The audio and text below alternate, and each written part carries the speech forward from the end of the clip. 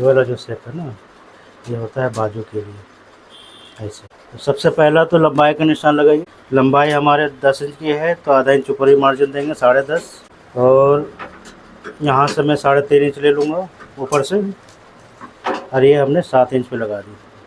ठीक है। Hi guys, कैसे हैं आप लोग? उम्मीद करता हूँ अच्छे ही होंगे।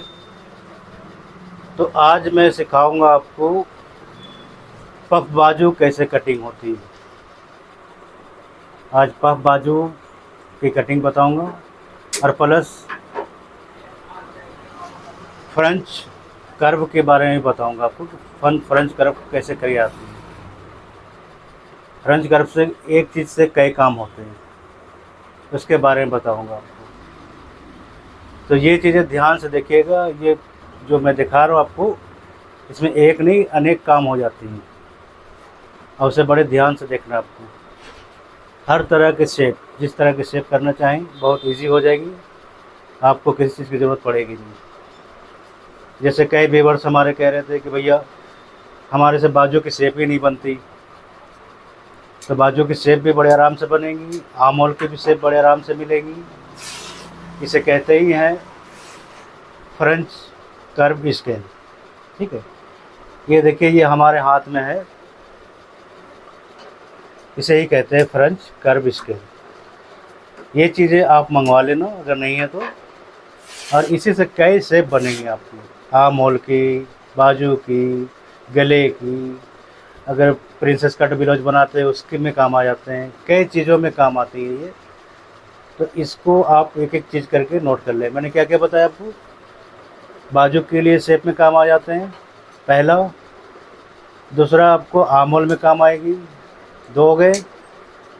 तीसरा आपका गले के शेप में काम आएगा, अगर राउंड गला काट रही है तो 3 हो गए। चौथा आपका आता है प्रिंसेस कट, जो ब्लाउज काटती है उसमें भी शेप में आ जाती है, और चाहे तो कमर की शेप भी आप ले सकते हैं। ठीक है, और भी कई शेप है, वो तो आपके ऊपर डिपेंड करता है कितने शेप कहाँ से आप निकाल पाएंगे।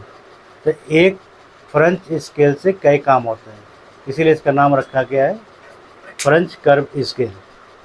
ठीक है, तो आज मैं इसी स्केल के बारे में माध्यम से आपको बाजू की कटिंग, पफ बाजू कैसे कटिंग होती है वो मैं सिखाऊंगा। आप ध्यान से देखिएगा, एक स्केल से आप कई काम कर सकते हैं। ठीक है, तो आइए अब वीडियो शुरू करते हैं कि किस तरह से कटिंग होगी।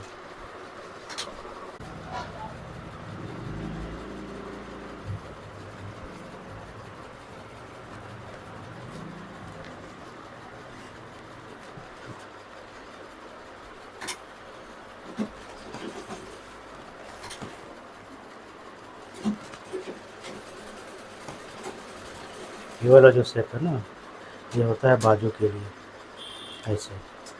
ठीक है,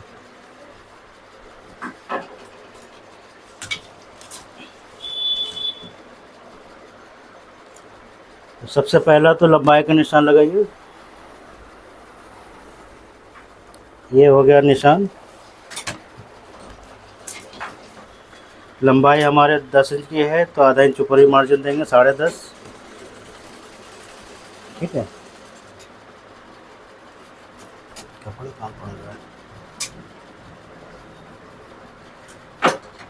और यहाँ से मैं 3.5 इंच ले लूँगा ऊपर से, और ये हमने 7 इंच पे लगा दी। मोहरी हमारी है 10.5 इंच की, ये मोहरी के निशान लगा दें। अब इसी स्केल से मैं इसको यहाँ से खींच लूँगा। ठीक है, और यह है हमारे बाजू की शेप। अगर नहीं बनाने आती है तो मैं बता दे रहा हूँ आपको, इस तरह कैसे रखने हैं आपको, और ये बाजू की शेप बन गई। ठीक है, अब हमने यहाँ से 1.5 इंच लगा लेने हैं, जो पफ बनाना है हमने इस तरीके से। सारा काम मैं इसी स्केल से करूँगा आपके सामने। अब पफ के लिए हमें क्या करना है, इसी जगह से ऐसे उठा देंगे। ये देख लीजिए ध्यान से, ये तो ये हो गया हमारा बाजू। और ये हो गए जो पफ हमने लगाने हैं। ठीक है, ये तो हो गया बाजू। एक चीज़ हो गई आपकी बाजू का काम। अब इसका दूसरा चीज़ आएगी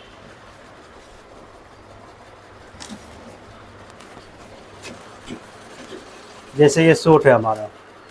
ठीक है, आप आर्म होल नहीं काट पा रहे हैं तो सबसे बेहतर तरीका है ये, सबसे सॉलिड ये रहा। हो गया, ये लग गया एक ही स्केल से। गला नहीं काट पा रही हैं गोल तो उसके लिए भी है, इस तरीके से गोल घुमा लेना है। हो गया, एक चीज़ से कई निशान हो जाते हैं। तो ये मैंने बता दिया आपको। कर्व निकालना है कमर की तो भी आप यहाँ से इसको इस तरीके से शेप ले सकते हो, ऐसे करके कमर के पास से। ज़्यादा अगर पतली है इस तरीके से ऐसे। तो एक चीज़ से कई काम हो जाते हैं। गले का शेप हो गया, आर्म होल की शेप हो गई, बाजू का भी शेप हो गया। तो अभी अभी मैंने जो दिखाया आपको पफ बाजू की शेप, फ्रंट कर्व स्केल का जो कमाल थी। तो फ्रंट स्केल जो होते हैं वो इसी काम में आते हैं, गले के लिए, आपके आर्म होल के लिए, प्लस प्रिंसेस कट ब्लाउज बना रहे हैं उसके लिए। तो एक से कई काम हो जाते हैं। ठीक है, जैसे एक ही आपने कर्व स्केल ले लिए तो उससे कई काम कर सकती है, तो इसका ध्यान रखना है। और कई काम करने के बाद तो आपको सब कुछ आ ही जाएगा। ठीक है।